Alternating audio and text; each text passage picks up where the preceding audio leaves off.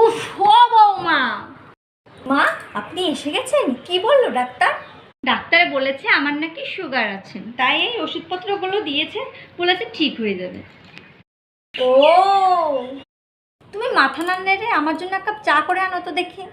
আচ্ছা ঠিক আছে। মা, আমাকে একটু চিনি দিন তো।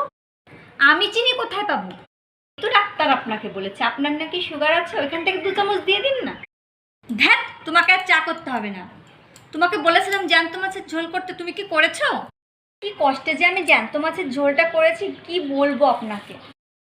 তুমি যখনই কষ্ট করে কিছু করো তখনই সেটা খেয়ে আমার বড্ড কষ্ট হয়। কি করেছো বৌমা? যখন আমি জ্যান্ত মাগুর মাছগুলোকে কাটতে যাচ্ছিলাম ঝোল করার জন্য, তখনই তো কাটা মাত্র এই মাছগুলো মরে যাচ্ছিল। তাই আমি একটা কাজ করলাম, না ঝোলটা আলাদা করে রেখে দিয়েছি আর জ্যান্ত মাছগুলো বালতিতে রেখে দিয়েছি। আপনি যখন খেতে বসবেন তখন বাটিতে আলাদা করে ঝোল আর একটা জ্যান্ত মাগুর মাছ দিয়ে দেবো। তাহলেই হবে না আপনার জ্যান্ত মাগুর মাছের ঝোল খাওয়া, তাই না মা?